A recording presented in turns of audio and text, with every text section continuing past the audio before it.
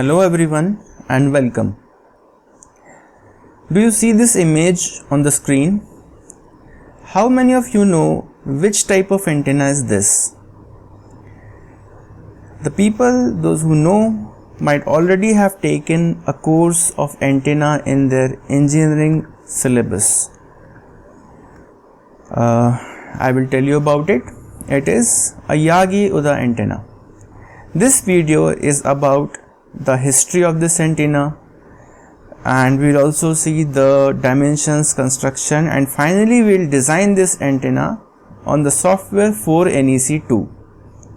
So let's get started. Before starting to study Yagi-Uda antenna itself, let us see what is parasitic array. If you have seen all my previous videos, I have dedicated a series of videos about antenna arrays.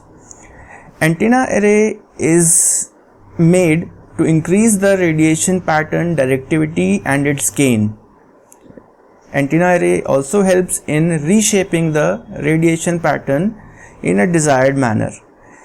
But necessarily all the elements in an antenna array does not need to be supplied.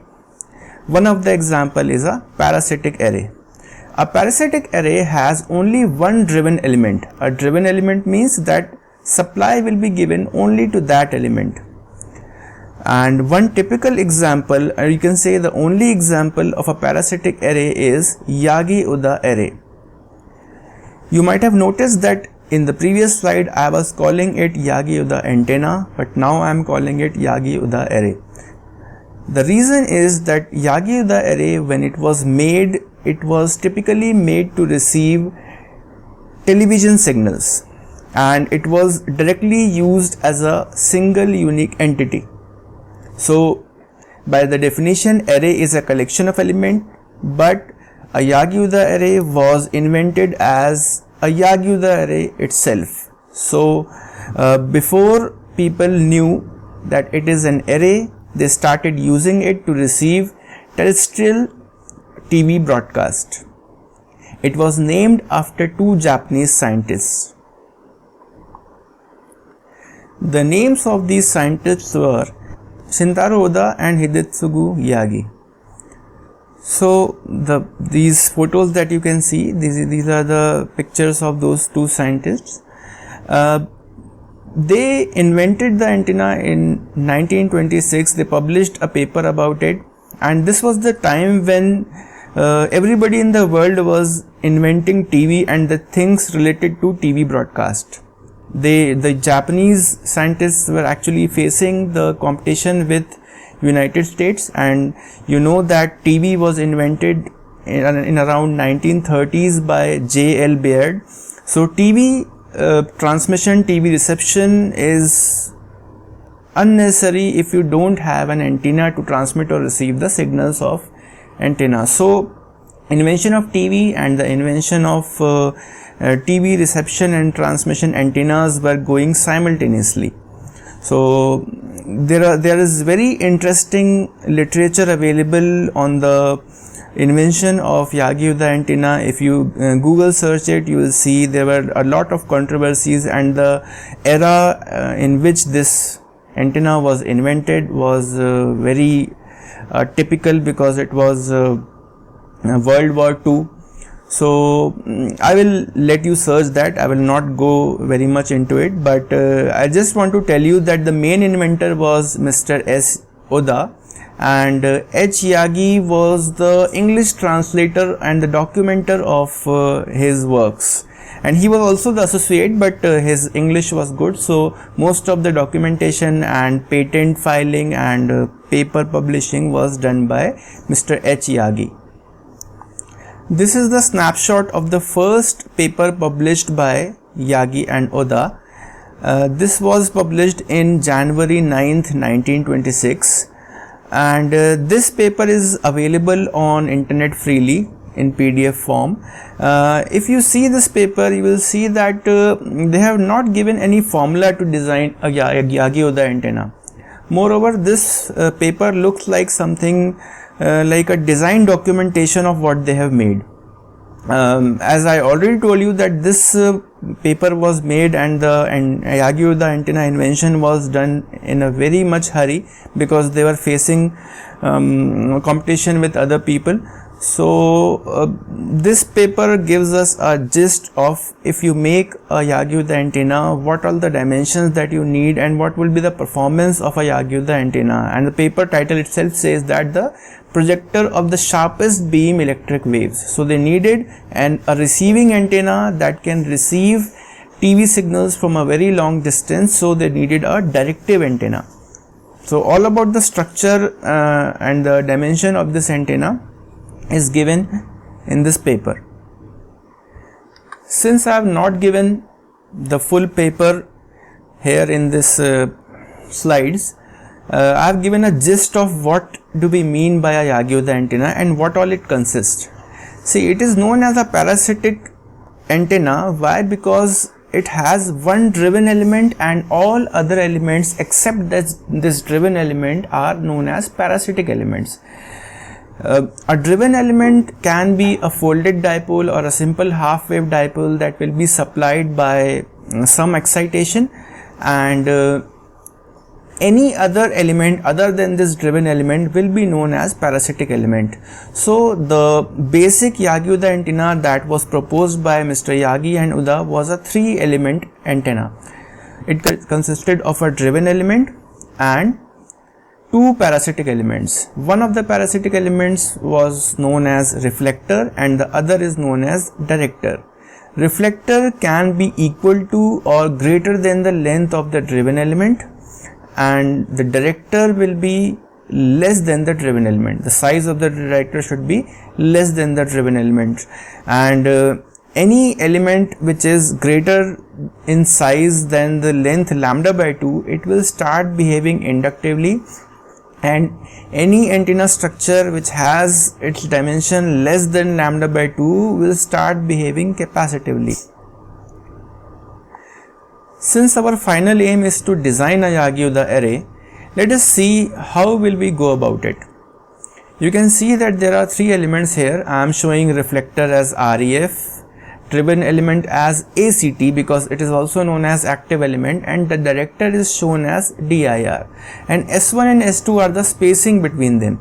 The spacing between the active element and the reflector and active element and the director is never the same. So let's see what should be the spacing and the dimensions. You can see the table next to it. ACT, that is the length of the driven element, can be between 0.47 lambda to 0.49 lambda.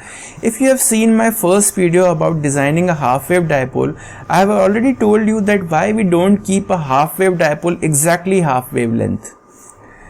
The reflector, as we have seen, that it should be bigger than the half wave dipole or the driven element. It is between 0.5 lambda to 0.525 lambda. A reflector can be bigger than this length that is specified because the bigger the reflector, the more reflection it will do. What the reflector does is that it reflects the radiation pattern in the opposite direction, and the director, let's come to the director. Director should be of the length less than lambda by 2, less than the driven element. So it is between 0.4 lambda to 0.45 lambda. So this is the diagram of, because it is a diagram of 3 element Yagi-Uda antenna, so it has 3 elements. But if someone wants to make 5 element or 7 element or more element Yagi-Uda antenna, it is not allowed to use more than one reflector. So to increase the number of elements, we have to increase the number of directors only. So the number of driven element will always be 1 and the reflector will always be 1.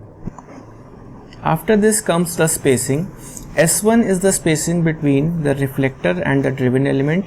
S2 is the spacing between the director and the active element. S1 is slightly less than S2 because the reflector should be closer to the driven element, since its function is to reflect the radiation patterns coming out of the active element. If you increase the spacing between the reflector and the active element, the reflection efficiency will be reduced and we will not get as directive radiation pattern as expected. On the other hand, director is a little farther from the driven element because it induces the secondary EMF and acts as a secondary radiator.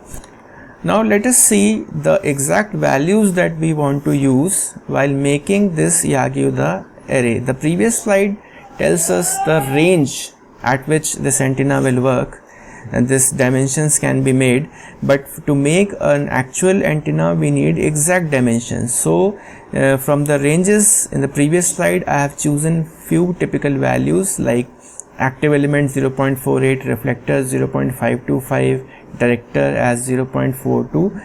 These three dimensions I have chosen from the range, but as you know, in a 4NEC2 software we have to specify the starting coordinate and the ending coordinate.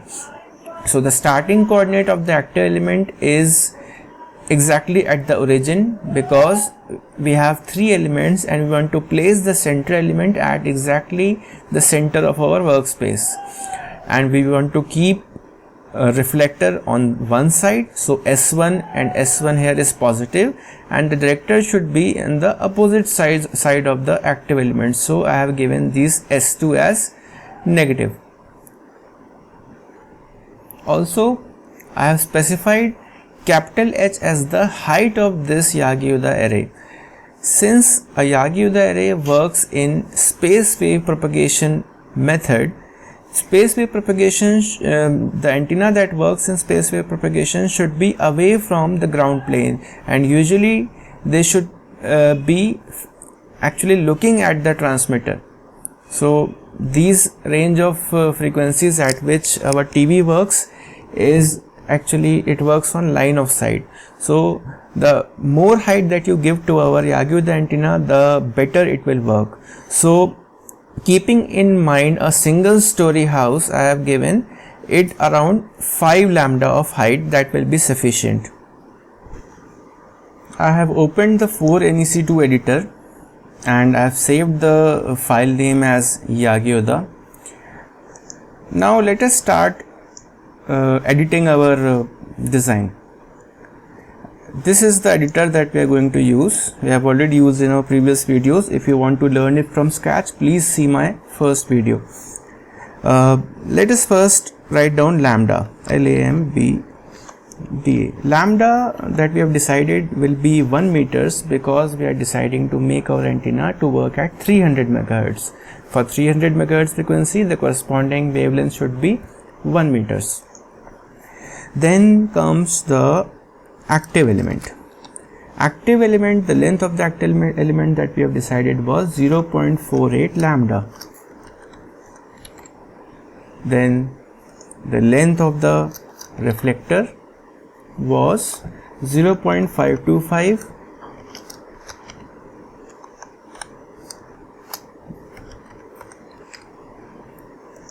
Length of the director, we decided it to be 0.42. Now that we have written the variables that are required to make our antenna, let us start with writing the dimensions.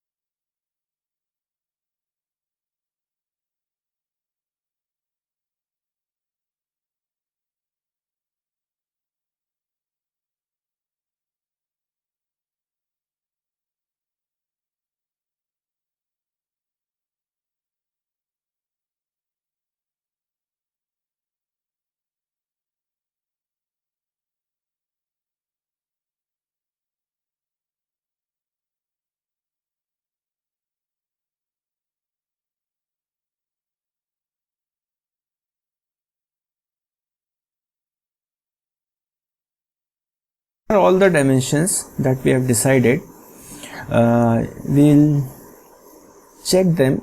You can counter check them. and once you have made them, just save it. You see these elements appearing on this window, and if they look fine, if they look just like the distance we wanted, if they look similar to it, we can be sure that it is correct.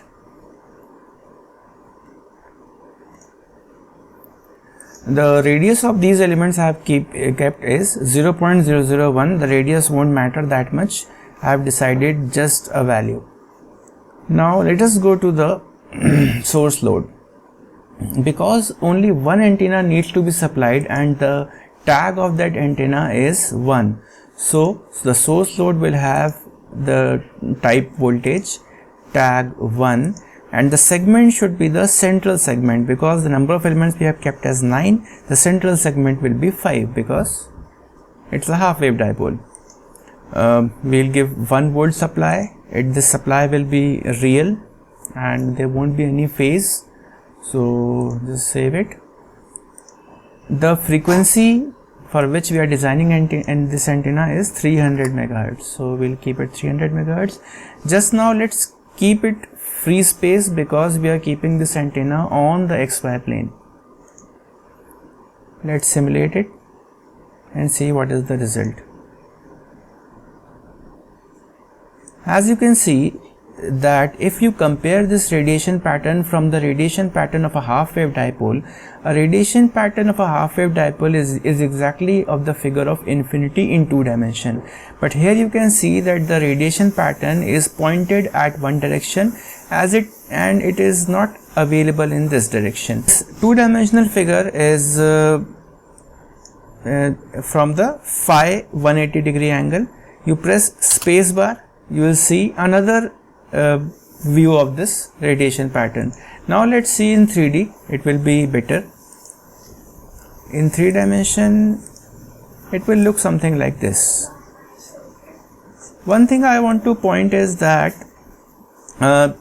irrespective of the fact that you place your antenna on the ground or away from the ground, it will not the radiation pattern will not appear upon it. If your antenna dimension structure, it coincides with the radiation pattern, and if it does not coincide with it, don't worry about it too much. This is the radiation pattern that we expected. A Yagi-Uda antenna will radiate in this way if it is not close to any earth-like structure. Means if the perfect ground, if our real earth is not near it, which is impossible. So this is a theoretical condition. You can see these radiation patterns in the books where you see the explanation of a Yagi-Uda antenna, and you can see the radiation pattern. It is very much pointed and directive. It is 7.32. Now I want to just make a change that we have decided. We will change the dimension of the antenna only in this height portion. I want to make this height as 5 lambda. This 5 lambda will raise our antenna from the ground. We don't have to change this height here because we have used the variable.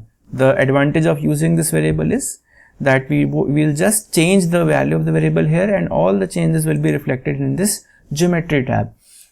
The source load also need not be changed, and only the thing in frequency ground tab needs to be changed is we have to change this free space to perfect ground or real ground. If we want to see its performance above the ground, we have to make it a real ground.